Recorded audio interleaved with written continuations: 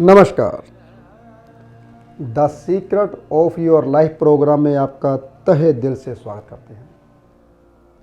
ये प्रोग्राम एक ऐसा प्रोग्राम है जिसके ऊपर हम आपको जीने का सलीका बताते हैं कि कैसे जीना चाहिए और जो आपकी बीमारियां हैं उनसे मुक्ति दिलाते हैं। इस एपिसोड को शेयर कर लीजिए। जितने भी जो लोग बीमारी से पीड़ित होते हैं, जो लोग परेशान हैं, जिनको रास्ता नहीं मिलता कि हम करें तो क्या करें, तो ये रास्ता दिखाने का ही एपिसोड होता है। हमारा ज्ञान के साथ साथ ज्योतिष की बातें, ज्योतिष के साथ साथ आपको जीना सिखाया जाता है कि जीना कैसे चाहिए। आपको पता ही है, सुबह सुबह सर्दी बहुत ज़्यादा है लुधियाना में। सुबह का टेम्परेचर 2-3 के करीब होता है, 2-3 डिग्री के करीब होता है, और जो दोपहर का टेम्परेचर होता है वो 8-10 डिग्री के करीब होता है। इसलिए शेफाली जी सुबह सुबह आए नहीं। मैंने कहा क्यों ना फिर एपिसोड किया जाए। क्लाइंट हमारे लेट हो गए, क्लाइंट नहीं बोलूँगा, हमारा परिवार थोड़े लेट हो गए कि सर्दी होने के कारण थोड़ी सी, इसलिए थोड़ा लेट आते हैं। तो मैं तो सुबह जल्दी ही आ जाता हूँ, आपको सबको पता ही है। जैसे कि कमेंट तो बहुत ज़्यादा आए, पिछले एपिसोड में हमने ये किया, हमने ये किया, हमने आपका कहना माना। जैसे कि बदान के से आईडी है, वो कहते कि हम पूरा का पूरा परिवार ही बीमार हो चुके थे, लेकिन आपकी रेमेडीज़ की जो आप समझाते हो, सुबह सुबह हम जाते हैं तो हम ठीक हो गए। अब हम तकरीबन जो ये वायरस होता है, जैसे कि कुछ लोगों ने कमेंट किया था 6-7 दिन नहीं जाता, बिल्कुल नहीं जाता। आम लोगों के लिए 6-7 दिन के लिए ये वायरस नहीं जाता, लेकिन जो हम जैसे जो सुबह की सैर करते हैं उनको कुछ नहीं होता। जो आप सुबह की सैर करते हैं उनको कभी वायरस छूता भी नहीं है। मैंने बताया था कि आपके शरीर में बड़े बड़े सिपाही खड़े हुए हैं, टैंक तोपे लेकर, उसको कुछ होने नहीं देते। जैसे कि और भी कईयों के कमेंट, बहुत अच्छे अच्छे कमेंट आए।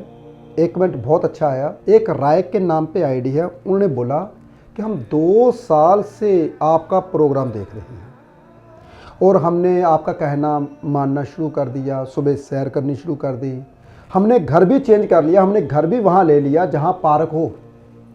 तो उसके बाद हमारी बीमारियां तो दूर हो ही गई हैं, साथ ही साथ जो परेशानियां थी वो भी दूर हो गई हैं।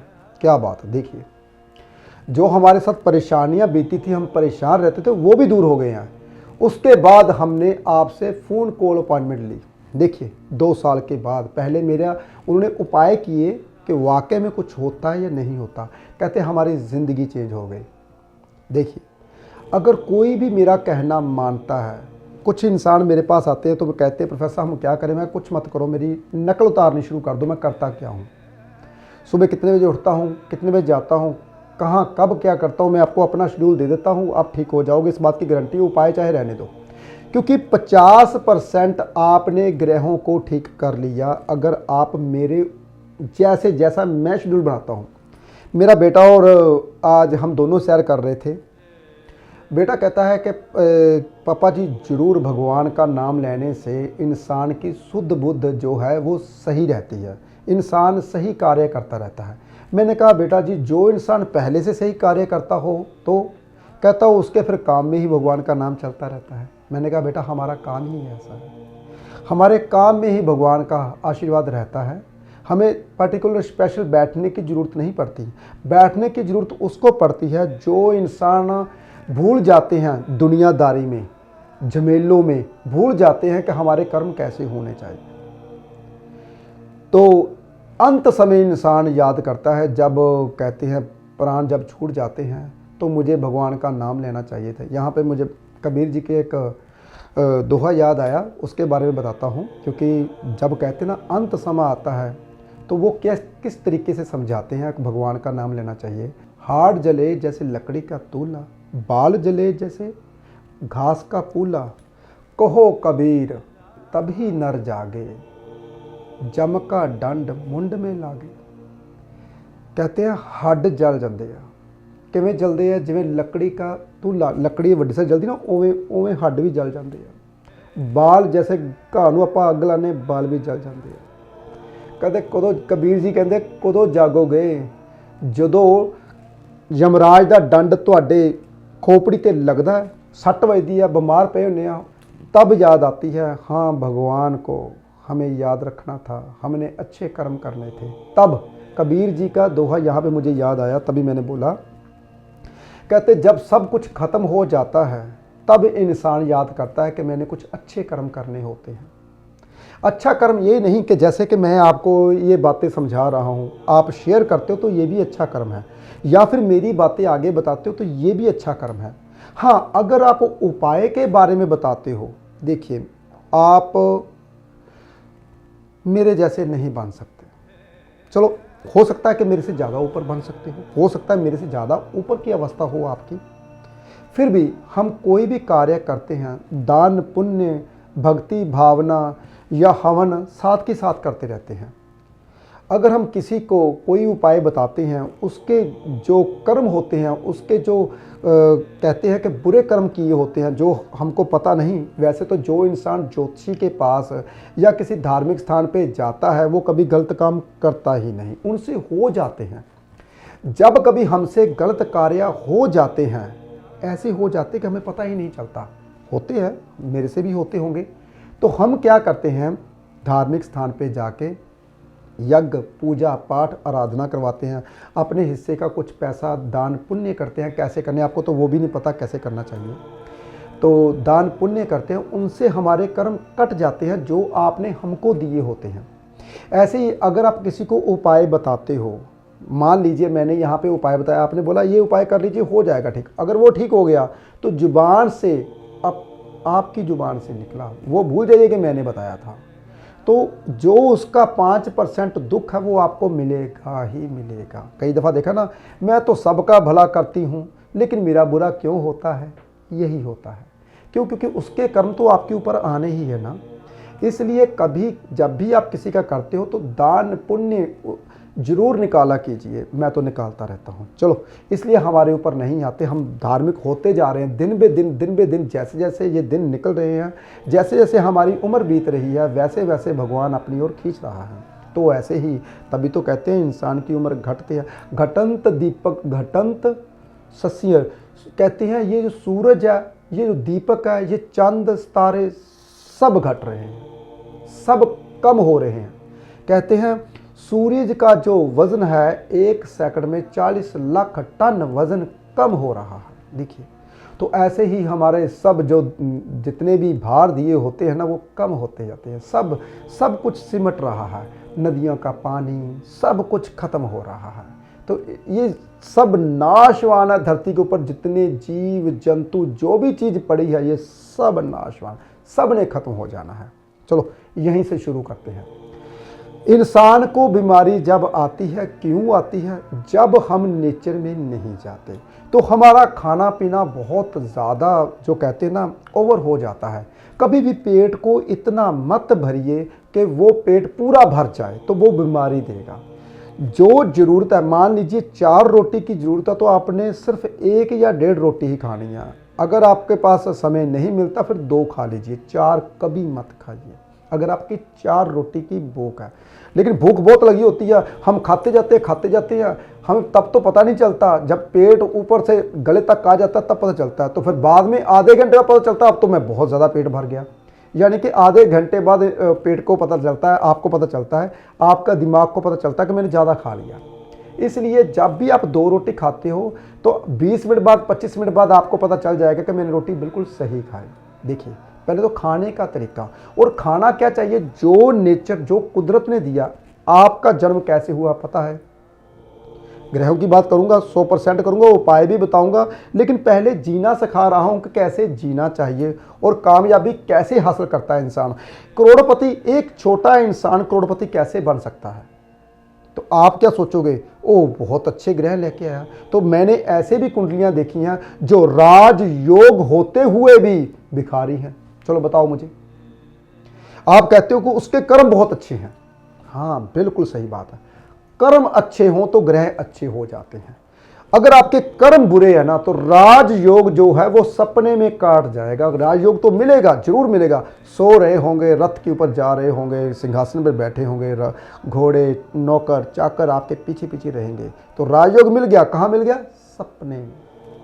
तो वो जो कुंडली में राजयोग था ना वो आपने खो दिया सपने में। इसलिए कर्म अच्छे कर लीजिए, कर्म क्या करने हैं वही मैं आपको बताने वाला हूँ। कैसे जीना चाहिए, कैसे खाना चाहिए, कैसे ग्रहों को ठीक करना चाहिए। हम पैदा कहाँ से हुए हैं, मैंने ये बात बोली कि हम पैदा कहाँ से हुए। हम सिल्ली जीव से पैदा हुए हैं। क्या हुआ, पहले धुंधुकारा था, सूर्य की होंद आए, सूर्य से पृथ्वी निकली, ये सैद्धांतिकों का मानना है। लेकिन ये पृथ्वी पहले से ही थी, पहले से सब दीपक ग्रह थे। तो हमारे जो कहते हैं भगवत पुराण ने बोला कि किसने, राजा पृथु ने पृथ्वी को ढूंढा। देखिए भगवत पुराण मैंने पढ़ा है भाई, तो मैं श्रीमद् भागवत पुराण पढ़ता हूँ तो मेरे को याद आ जाती है वो बातें। तो उन्होंने धरती को बांटा, यहाँ पे राक्षस रहेंगे, यहाँ पे ये रहेगा, क्योंकि एक और धरती थी वो धरती खत्म हो गई। ऐसे ही ये धरती खत्म हो जाएगी, जैसे कि इसकी उम्र पूरी होगी तो एक और धरती मिल जाएगी जहाँ पे जीव जंतु। क्या आपका क्या हम कहना है कि गैलेक्सी में सिर्फ एक ही धरती है? ये पूरी गैलेक्सी में हज़ारों लाखों धरतियाँ हैं, हज़ारों लाखों सूरज हैं, जो कि हमारे ग्रंथों में पहले से लिख रखे हैं। कहते 100 करोड़ से भी सूरज ज़्यादा है। एक सूर्य, उसका पीछा कर रहा दूसरा सूर्य, उसका पीछा कर रहा तीसरा सूर्य, उसका पीछा कर रहा चौथा। यानी कि सूर्य की तो लाइनों लगी हुई हैं, पृथ्वी ऐसे लगी हुई हैं। तो समझना आपने है, यही आपके भीतर सूरज है, यही आपके भीतर पृथ्वी है, यही आपके भीतर ज्ञान है। तो यही ग्रह भी आपके भीतर है। जैसे कि लड़का मेरे पास कल आया, कहता प्रोफेसर साहब सब कुछ हमारे भीतर। मैंने कहा बिल्कुल हमारे भीतर है। 3 कहते हैं, अग्नि, पृथ्वी, वायु, जल और आकाश, इनसे हमारा शरीर बना। तो पृथ्वी में ये सब कुछ यही है, और तो कुछ नहीं है ना। अग्नि, पृथ्वी, वायु, जल, आकाश, यही पृथ्वी में मिलता है। तो ये हमारे भीतर है। वो उनको राशियों से कैसे बांटा जाए, क्योंकि 3 तरह की जल हैं, 3 तरह की पृथ्वी और 3 तरह का ही अग्नि है हमारे भीतर। 3 तरह का सब कुछ। वायु भी 3 तरह की ही है हमारे भीतर। एक सांस निकालते हैं, एक सांस लेते हैं, एक सांस हम अपने मल मूत्रों से द्वारा निकालते हैं, बदबू जब आती है तो। एक पानी हम पीते हैं, एक पानी हमारे नसों में चलता है, एक पानी हम पसीने के द्वारा वापस आते हैं। कौन सी राशि? मीन राशि। मैंने समझाया था बहुत बारीकी में। मैंने समझाया था कि ये जो 12 राशियाँ हैं, ये जो हमारे भीतर कहाँ कहाँ, मैंने बहुत अच्छे ढंग से समझाया था। तो ये पृथ्वी और आप में कोई ज़्यादा अंतर नहीं है। तो पृथ्वी जीवित कैसे रहती है? जब उसमें काई जमती, जब पेड़ पौधे लगते हैं। तो वो काई से हम सिल्ली जीव पैदा हुए थे। सबसे पहले धरती में सबसे पहला जीव था सिल्ली जीव, जो पैदा हुआ था। तो सिल्ली जीव से हम आगे आगे आगे गंडोए बने, कुछ बना कुछ बना कुछ बना, उनसे जातियाँ आई, सब कुछ, सभी जातियाँ उनसे निकली। तो सिल्ली जीव काई से पैदा हुआ, इसका मतलब आपको काई की बहुत ज़्यादा ज़रूरत है। हरी चीज़ें जितनी खा सकते हो, जितने पेड़ पत्तों के जो नेचुरल चीज़ें होती हैं, जितनी खाओगे कभी कोई प्रॉब्लम नहीं आएगी, जितनी ऑक्सीजन लोगे। ये तो आई बात मैंने नेचर की और आपकी तंदुरुस्ती की। अब बात करते हैं ग्रहों की। आजकल आप सबको पता है कि सूर्यदेव अभी अभी मकर राशि में आए। तो मैंने मकर राशि के बारे में बहुत अच्छे ढंग से समझाया था कि क्यों हमारे साथ ऐसा हो रहा है, कि परेशानियां क्यों आती हैं। वैसे कि अपने पुत्र के घर में सूर्य देव गए, पर वो घर अच्छा नहीं। उसके पुत्र के 2 घर हैं, एक कुंभ राशि और एक मकर राशि। मकर राशि जो होती है खराब राशि होती है शनि की, और जो कुंभ राशि होती है वो शनि की अच्छी राशि होती है। तो मकर राशि में सूर्यदेव चल रहे हैं खराब राशि में, तो परेशानियां तो आएंगी ही। तभी हम इस महीने में, सभी ग्रंथों में लिखा हुआ है कि इस महीने का जप तप किया इंसान को वो लगता है। हाँ, मुझे बीच में याद आया, एक पप्पू सोनी के नाम पे आईडी बनी हुई है, उन्होंने बहुत अच्छा कमेंट किया। उन्होंने कहा आपके जो एपिसोड होते हैं वो भगवत गीता के जैसे ही होते हैं, जिनमें उनमें ज्ञान दिया होता है वैसे ही ज्ञान आप देते हो। पप्पू सोनी जी बहुत बहुत धन्यवाद आपका, जो आपने हमारे एपिसोड के लिए इतना सब कुछ लिखा। मैं तहे दिल से शुक्रगुजार हूँ उन लोगों का जो हमारे एपिसोड सुनते हैं और दूसरों को शेयर करते हैं। वो क्यों? क्योंकि मैं खुद चाहता हूँ कि आप सबका भला हो। आप क्या समझते हो कि मुझे सिर्फ ज्योतिष तो कहते हैं, जैसे कि कुछ पहले मेरे पास स्टूडेंट आते थे ज्योतिष सीखने के लिए, आजकल मैंने ज्योतिष सिखानी बंद कर दी है। तो कहते प्रोफेसर साहब आप ज्योतिष सिखाइए। मैं कहता हूँ सिखाता हूँ। मैं ऐसे बातें करता था, चले जाता था, बातें करता था। तकरीबन 1-2 महीने मैंने ग्रहों की बातें नहीं की, मैंने उसे पूरी नेचर के बारे में समझाया। तो मैंने कहा अब मैं ग्रहों की बात करता हूँ। मैंने कहा सूर्य अगर यहाँ पे आ जाए, वो बोल लगे सूर्य अगर यहाँ पे आ जाए तो ऐसे ऐसे ऐसे ऐसे होता है। मैंने कहा मैंने तो ये बातें समझाई नहीं है, क्योंकि उनको मैंने बेसिक दे दिया था कि सूर्य क्या चीज़ है। अगर आपको ग्रहों के बारे में पता चल जाए कि ये ग्रह क्या चीज़ है, तो आपको घरों के बारे में पता चल जाएगा ये उस घर के प्रति क्या करेगा। तो हम पता क्या करते हैं, हम किताबें और जो कापियाँ हैं जितनी भी वो खोल लेते हैं और उसकी प्रेडिक्शन ढूंढते हैं कि सूर्य का फल यहाँ पे होता तो कैसा होता है, सूर्य का यहाँ पे फल होता तो कैसा होता है, यहाँ पे फल होता तो कैसा होता है, चंद्र का फल कहाँ पे होता है। तो मैं ये चीज़ें नहीं सिखाता, मैं आपको समझाऊंगा, ज्योतिषी बनाऊंगा। वो कैसे, बिना ज्योतिष पढ़ाए हुए। तो मेरे को कैसे पता चला कि ये कौन से ग्रह से आता है। ये तो किताबों में नहीं लिखा कि माउस कौन से ग्रह से आता है, किताबों में दिखाइए कौन सी किताब में लिखा है। यही लिखा है कि इलेक्ट्रॉनिक चीज़ राहु से आती है, वो भी कईयों में मिलेगी, बस इलेक्ट्रॉनिक चीज़ का कारका लिखा होगा राहु देव, लेकिन ये नहीं लिखा होगा कि ये माउस कहाँ से आता है। तो इसको अगर बारीकी में देखा जाए, उस ऊपर कांच का शीशा लगा हुआ है तो ये बुध आता है, तो उसके ऊपर मल्टी कलर किया हुआ है वाइट कलर, तो ये शुक्र आता है। इसके भीतर जो मशीनरी है वो राहु है, ऊपर जो प्लास्टिक चढ़ा हुआ है, जो काली रबड़ नीचे लगी है, ये शनि है। देखिए, तो मुझे इसकी नॉलेज कैसे है, क्योंकि मैं बेसिक जानता हूँ, बेसिक ग्रहों की नेचर को। पूरी दुनिया में जो चीज़ पड़ी है मुझे उसके बारे में पता है, ये ग्रह इस ग्रह से आती है। ये क्यों? क्योंकि मैं बेसिक जानता हूँ। तो मैं जब भी बेसिक की बात करता हूँ तो कुछ लोग कहते हैं ज्योतिष की बात कीजिए, तो यही बेसिक में ज्योतिष छुपी हुई है। जैसे कि मैंने पहले भी कहानी सुनाई थी, तो पहले समुराय एक संगठन हुआ करता था जापान में। तो वो समुराय तलवार जो होती थी ना, वो सिखाते थे, वो सब खत्म हो गए धीरे धीरे। एक बंदा बचा था, तो एक अमेरिका से बंदा आया, कहता है मैंने ये तलवार चलानी सीखनी है। तो कहते एक ही बंदा बचा, वो उसका है, तो वो जहाँ जाइए सिखा देगा, वो बहुत अच्छी तलवार सिखाता है। तो वो चला गया, कहता है मैंने तलवार सीखनी है। अच्छा, तलवार सीखनी है, चलो ये मेरी भैंस चो, अब गाय की सेवा करो, अब गाय को नहलाओ, फिर मेरा खाना बनाओ। जब वो खाना बना रहा होता तो पीछे छोटी सी लाठी लगाता है। कहता गुरु जी क्यों मारा? कहता तू ध्यान रख, मैं कभी भी मार सकता हूँ, तलवार सीखनी है ना? कहता सीखनी है मैंने। तो सब लोगों ने उसके कान में ये बात रखा था, इससे उत्तम कोई बंदा तलवार सिखा नहीं सकता। ये बंदा पहले सिखा रखा था। तो क्या हुआ, जब भी वो कोई काम करने लगता लाठी लगा देता था। लास्ट में जब भी वो उठने लगा, गुरु जी सोते रहिए, मैं आपका ध्यान है, आप उठ रहे हो। गुरुजी मन में अब मत सोचिए, मेरा ध्यान आपकी ओर, कि आप मन में सोच रहे हो मैं उठूं और लाठी लगाऊं। देखिए, उन्होंने उसके मन को इतना पढ़ लिया। कहता तलवार आ गई? कहता आ गई। कहता अगर मैं तेरे ऊपर वार भी करूंगा तेरे को पहले से समझ आएगी मेरे इधर से वार करेगा, तो तेरे को तलवार आ गई। उसका बोध, यानी कि उसको होश दिला दिया। तो ये ही चीजें हैं कि मैं आप सबको होश में लाना चाहता हूं कि ज्ञान क्या चीज है, ज्योतिष क्या चीज है। हम प्रेडिक्शनों में पड़े हुए हैं कि हम प्रेडिक्शन पता चल जाए कि चंद्र यहाँ पे बैठा है तो क्या होता है। अरे भाई, चंद्र पहले ये देखो चंद्र क्या चीज़ है। चंद्र सूर्य से रोशनी देता है और धरती को देता है। इसका मतलब क्या है? वो शीशा है, नंबर एक, वो शीशे की तरह। दूसरा, वो ठंडा है। तीसरा, माँ का कारका। चौथा, अगर शीशे को आंख में डाला जाए तो शीशे की रोशनी को तो हमारी आंखें तिलमिला जाएंगी। तो इसका मतलब अगर लगन में आ जाए तो परेशान करेगा, आंखों की रोशनी कम होगी। और माता का लाडला पुत्र होगा, माँ का कारका लगन में आ गया तो माँ का पुत्र होगा, तो लाडला पुत्र होगा। तो माँ का लाडला पुत्र होगा, आंखें कमजोर हो जाएंगी, मन टिकेगा नहीं। क्यों नहीं मन टिकेगा? क्योंकि 2.5 दिन के लिए वो एक राशि में रहता है, 2.5 दिन के लिए सिर्फ। बाकी सारे ग्रह ने 1 महीना, 47 दिन, 42 दिन, 1 साल, 1.5 साल, बाकी सारे ग्रह, तो वो 2.5 दिन में ही अपनी राशि डिग्री 30 डिग्री पूरी कर लेता है। इसका मतलब उसका मन नहीं टिकेगा जिसके लगन में चंद्रमा होगा। वो उसके विचार बहुत आएंगे, मैं ये करूँगा, मैं वो भी करूँगा, वो मेरे पास होना चाहिए, ये चीज़ होनी चाहिए। बनने ठनने का शौकीन होगा चंद्रमा। क्यों? क्योंकि चंद्रमा सुंदर है भाई। उसकी कितनी पत्नियाँ थी? 27 पत्नियाँ थी ना चंद्रमा के। चलो, ये फिर ग्रंथों की बात आने वाली थी, पीछे चलते हैं।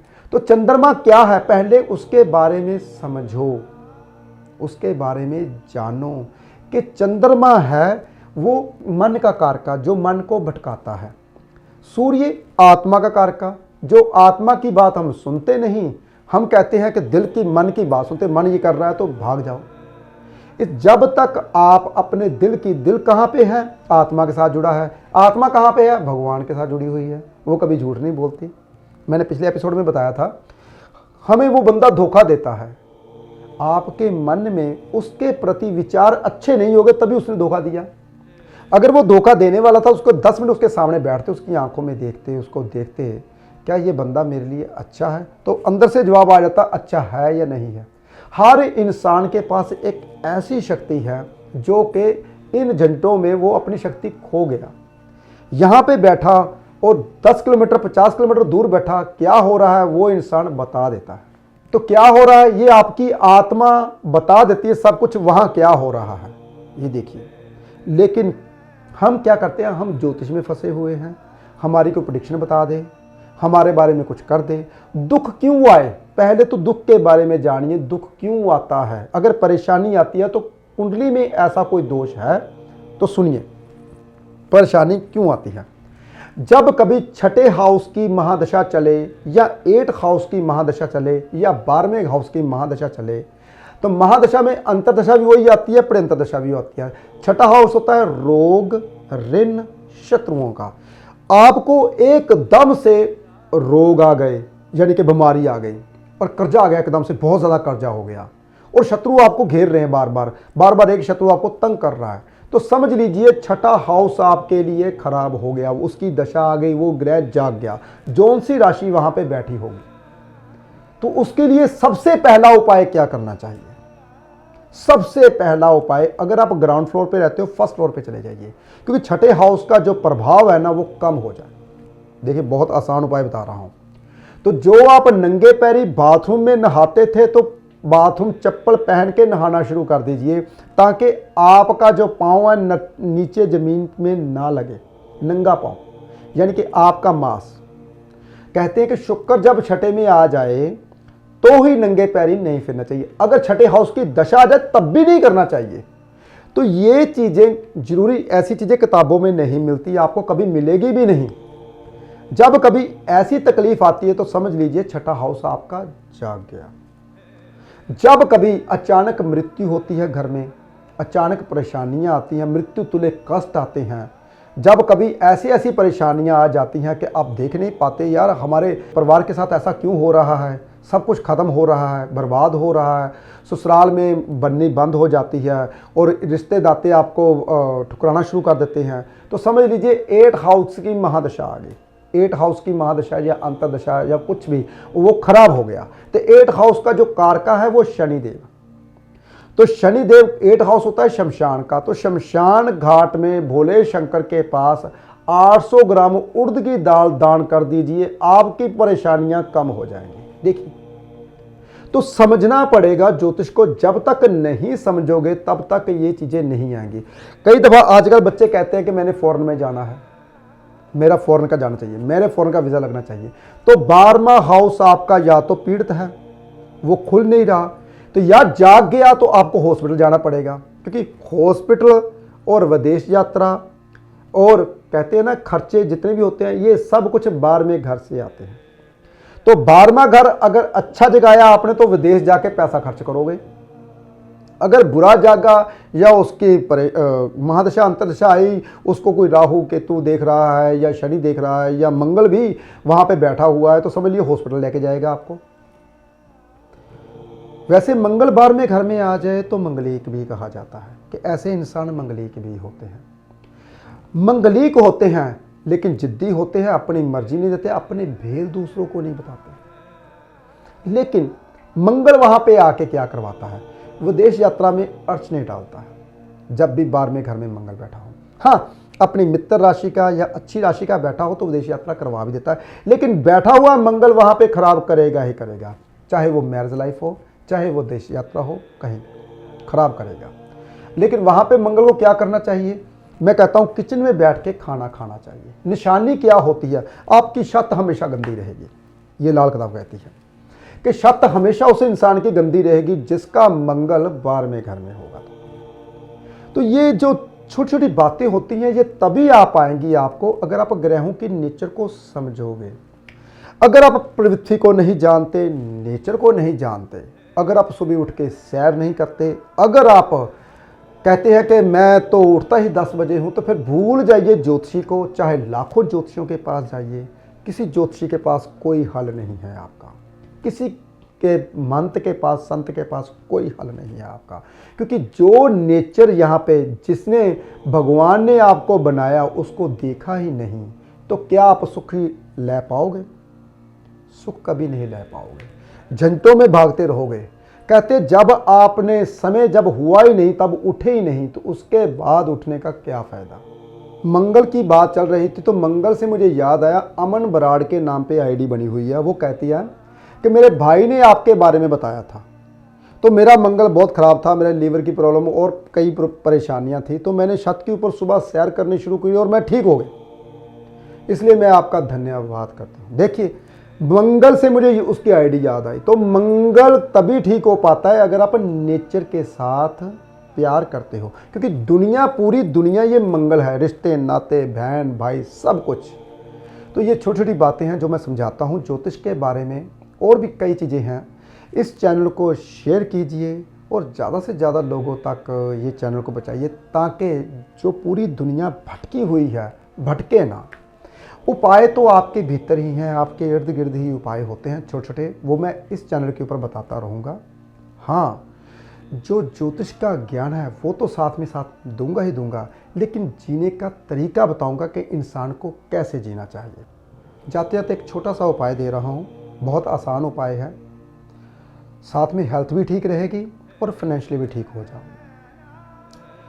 इस महीने आपने क्या करना है, शिवलिंग के ऊपर पंचामृत चढ़ा के आना है, क्योंकि इस महीने जो पंचामृत चढ़ाता है उसे फाइनेंशियली जो दिक्कत होती है वो दूर हो जाती है। पंचामृत पता है ना आपको, शहद, घी, दूध और शक्कर और सब कुछ मिला के आपने शिवलिंग के ऊपर मलना है, ऊपर से बाद में जल चढ़ाना है। पहले जल चढ़ा देना, बाद में पंचामृत मलना। तो ऐसे आपकी फाइनेंशियली दिक्कत ख़त्म हो जाएगी। मैंने सेहत भी बोला आपको, सेहत तभी ठीक होगी जब सुबह सुबह उठ के आप खाली पेट चलते हो, और चाहे वो धार्मिक स्थान पे ही जाए, तो इससे आपकी सेहत भी ठीक रहेगी, एनर्जी बनी रहेगी। जो शिवलिंग होता है वो एनर्जी आकार का, बहुत ज़्यादा एनर्जी निकलती है वहाँ से, और वो एनर्जी जब निकलती है वो आपके लिए निकालते हैं भोले शंकर जी, ताकि आपको एनर्जी मिलती रहे, आपके दुख दरिद्र बीमारी है जो वो निकल जाए। ओम नमः शिवाय का जाप आप कमेंट में लिख सकते हो, इससे आपकी दुख दरिद्र बीमारी है बहुत जल्दी ही दूर हो जाती है। इसी एपिसोड का हम विश्राम देते हैं। ओम नमः शिवाय। सूर्य मणि यंत्र के रूप में आपके सन्मुख लेकर आए हैं प्रोफेसर गुरदीप अरोड़ा जी। पूजा विधि से अभिमंत्रित कर प्रोफेसर गुरदीप अरोड़ा जी ने सूर्य मणि यंत्र को तैयार किया है। जो इंसान फोबिया यानी डर की बीमारी से पीड़ित है, उन्हें निडर बनाता है। जो रोज सूर्य मणि यंत्र के दर्शन करता है, यह सूर्य मणि यंत्र आपको कामयाबी की बुलंदियों तक पहुंचाता है। और अपने अपनों का जीवन बदलने के लिए अपने घर ले आए अभिमंत्रित सूर्य मणि यंत्र।